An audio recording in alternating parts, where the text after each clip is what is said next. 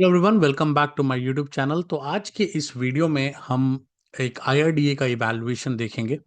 तो ये जब स्टूडेंट मेरे पास आया था तो इसके राइटिंग में मुझे काफ़ी सारे इश्यूज दिखे, ठीक है। और ये उसके अर्ली राइटिंग में से एक आंसर मैं आपके साथ शेयर कर रहा हूँ कि जब हम इमेच्योर होते हैं, जब हमने बहुत सारा प्रैक्टिस नहीं किया है या हमें आइडिया नहीं है कि राइटिंग कैसे की जाती है, एग्जैक्ट कॉम्पिटिटिव लेवल की राइटिंग कैसे की जाती है, क्योंकि हम सबको कॉलेज में लिखने की आदत है, राइट। और काफ़ी लोग तो जैसे जो वर्किंग एस्पिरेंट है उन्होंने तो कॉलेज काफ़ी साल पहले पास आउट कर लिया होता है। तो जब वो दोबारा एग्जाम लिखने जाते हैं तो कई बारी जो उनका बैकड्रॉप चल रहा होता है वो उसी हिसाब से उसको लिखते हैं, राइट। तो जब ये स्टूडेंट मेरे पास आया था तब काफ़ी सारी मुझे कमियां नजर आई थी। और ये उन्हीं में से एक इवैल्यूएशन है जो मैं आपको दिखाना चाहता हूँ। आप काइंडली इसको देखें और आप देखें कि किस तरह से छोटी छोटी मिस्टेक्स हैं, कैसे उसको मैंने पॉइंट आउट करके बताया कि भाई ये चीज़ें फिक्स करेंगे। और फिर धीरे धीरे करके स्टूडेंट ने जब उन चीज़ों पर काम किया, फिक्स किया, तो फाइनली इन्होंने आईआईडीए का एग्जाम क्वालिफाई भी किया, right. So it's a very very good success story I would say कि भाई कैसे किसी ने फेज 2 क्वालिफाई किया after working on his mistakes. और वो मेरे लिए भी एक अच्छा टेस्टिमोनियल बनता है, क्योंकि जब आप किसी स्टूडेंट के साथ काम करते हो और जब आप उसका रिजल्ट पॉजिटिव आते हुए देखते हो तो आपको भी खुशी मिलती है कि कहीं ना कहीं जितनी आपने मेहनत की थी वो कहीं ना कहीं सही काम आई। ठीक है, तो एक सिंपल सा क्वेश्चन है, स्ट्रेट फॉरवर्ड क्वेश्चन है, बट क्या क्या गलती हुई, क्या क्या मैंने हाईलाइट किया, क्या क्या सजेशंस दिए, वो सब आपको इस वीडियो में मिल जाएगा। और आई होप कि आपको आइडिया लगेगा कि जब हम लिखते हैं तो हम किन किन चीज़ों का ध्यान रख सकते हैं। ठीक है, so thank you so much और एंजॉय करें इस फीडबैक को। Thank you. यहाँ पे जो क्वेश्चन आपने लिखा है बैंक इंश्योरेंस वाला, उसको पढ़ते हैं। अगेन सेम प्रॉब्लम, राइटअप में ये एक प्रॉब्लम रहता है कि एक बार जो गलती होती है वो रिपीट हो जाती है। आप क्योंकि एक साथ लिख रहे हो तो रिपीट हो रही है। I will start from here. Bank insurance is the tie up plus. यार थोड़ा सा एक आध लाइन में ना, मतलब क्या बैकग्राउंड थोड़ा सेटअप करने की कोशिश किया करो। एक दो लाइन में कुछ नहीं बदलने वाला, राइट। एक आध लाइन आप लिखोगे, उससे थोड़ा सा बैकग्राउंड सेटअप हो जाएगा कि भाई इस चीज़ की नीड क्या है, right. Bank insurance is a tie-up by which the insurance companies sell their insurance policy to the customer through bank network. Okay.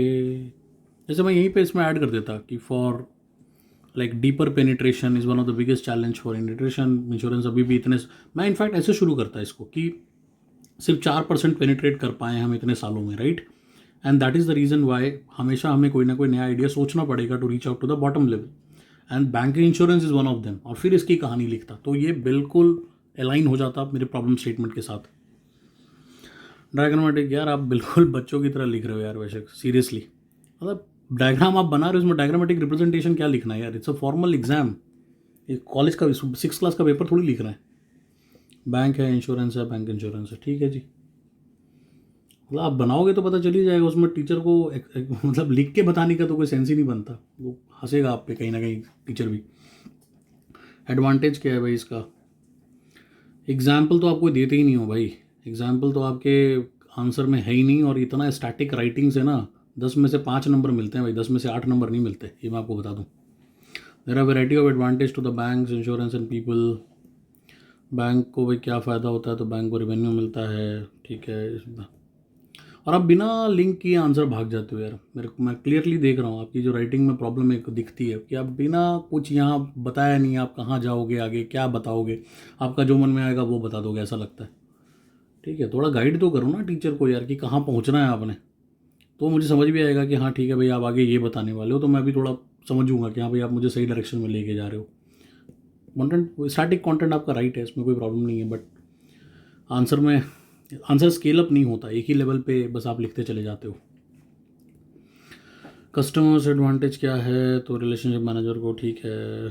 Single tie up, multiple tie up, flat rating कहूँगा मैं इसको। Answer गलत नहीं है, but answer कहीं भी average के ऊपर तो नहीं जा सकता। और उसको इनरिच करने के लिए आपको एग्जाम्पल डालना था, आपको थोड़ा सा लिंक और सिंक अच्छा करना था आंसर का, ठीक है। और जब आप कंक्लूड कर रहे थे आप इसमें वे फॉरवर्ड बता सकते थे। आप डाटा यहाँ बता रहे हो, सीरियसली आप खुद सोचो कि आप कंक्लूजन में कोई नया पॉइंट हम क्यों लिखेंगे। कंक्लूजन का क्या मतलब होता है? एक समराइज करना चीज़ों को, और वे फॉरवर्ड बताना कि फ्यूचर में क्या हो सकता है। ये आपका इंट्रोडक्शन था, तो आपने कंक्लूजन में जाके लिखा है। मैं एवरेज रेट करूँगा इसको। Thank you.